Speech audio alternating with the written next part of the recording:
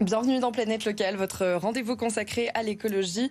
Ce soir, on va se pencher sur la vie des abeilles parce qu'elles sont menacées de disparition. Selon le Centre régional d'information Europe des Nations Unies, les abeilles et stocks de miel sont en baisse de quasiment 30% chaque année en France, ce qui pose des problèmes pour notre sécurité alimentaire parce que les abeilles sont d'importantes pollinisatrices. Bonsoir Zakia Barou.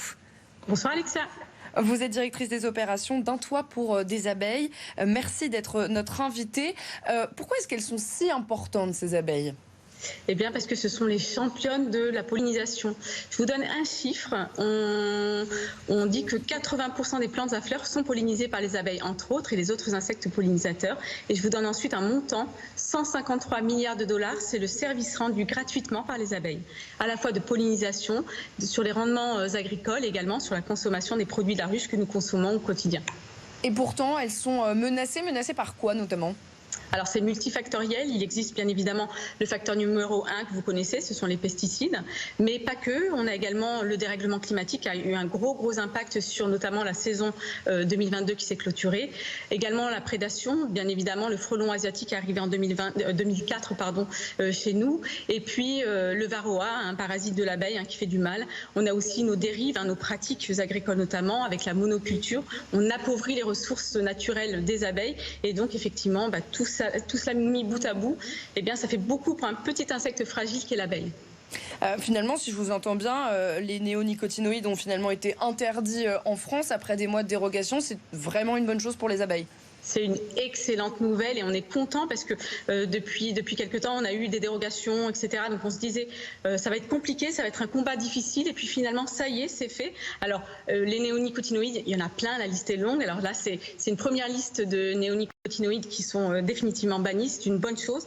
Puis surtout, ça va nous obliger à trouver des solutions de pratiques agricoles qui font du bien à la nature, qui préservent les sols, qui préservent les insectes, qui préservent également les hommes finalement.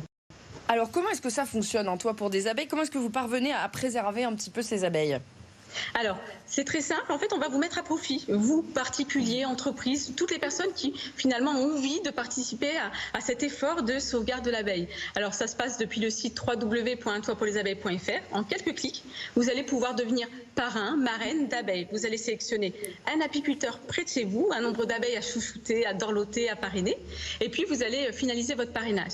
Alors concrètement, ça vous donne quoi ? Vous financez l'installation, le développement de nouvelles colonies d'abeilles partout en France, au plus près de chez vous, puisqu'il y a un enjeu vraiment de repeuplement local. Et puis, alors, vous allez vous immerger pendant 1 an dans la vie fascinante des abeilles. Vous allez vivre une saison à la ruche avec nous.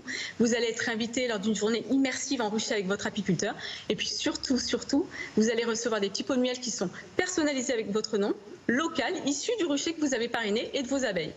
Alors, je voyais qu'il y avait à peu près 600 ruches, j'en ai compté 599 pour être exact sur notre territoire francilien.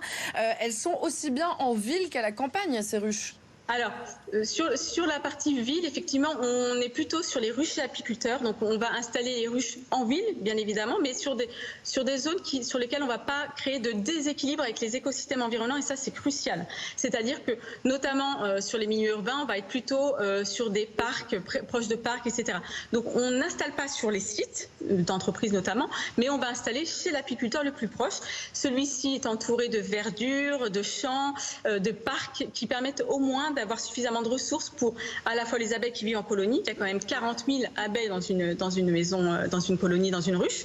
Et sans déséquilibrer finalement les autres écosystèmes environnants, ce sont les abeilles solitaires, les abeilles dites sauvages qui peuvent également avoir besoin de ressources, les papillons et j'en passe et d'autres insectes. Donc on essaie vraiment de garantir un équilibre entre les écosystèmes.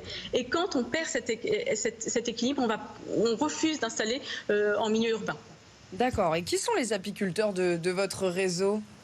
Alors, on a une centaine d'apiculteurs sur tout le réseau. On en cible, je crois, 5-6 en Ile-de-France. Ce sont des apiculteurs qui ont une vraie éthique, un vrai engagement. D'ailleurs, tous les apiculteurs Un toit pour les abeilles sont signataires d'une charte de bonnes pratiques à la fois environnementale et apicoles. Donc ce sont des gardiens finalement des abeilles qui vont travailler avec les abeilles, les sauvegarder, les préserver, réaliser finalement une production de miel. C'est aussi le parti pris de cette filière. Donc ils vont pouvoir produire, un miel sans recherche de rendement à tout prix, sans recherche sans abîmer finalement l'insecte, et donc une production locale, une production saine, une production responsable et une production que vous allez pouvoir consommer vous par un.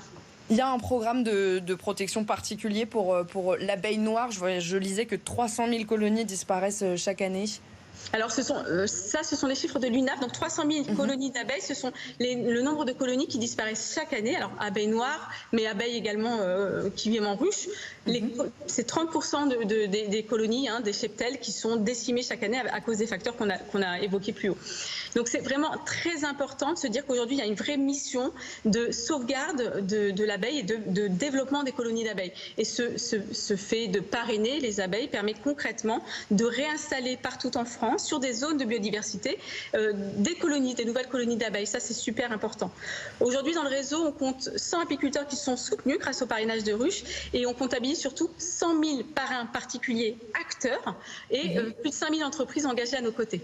Merci beaucoup, Zakia Barou. Vous êtes directrice des opérations d'un toit pour des abeilles. Merci d'avoir été l'invitée de Planète Locale. On va vous donner un QR code justement qui va vous permettre de pouvoir accéder à ce site internet pour pouvoir parrainer si jamais ça vous intéresse. Donc parrainer une ruche. Vous ouvrez votre appareil photo sur votre téléphone et vous scannez notre écran et vous avez donc directement accès à ce site internet. Merci beaucoup, Zakia Barou. On va tout de suite passer à nos infos supplémentaires.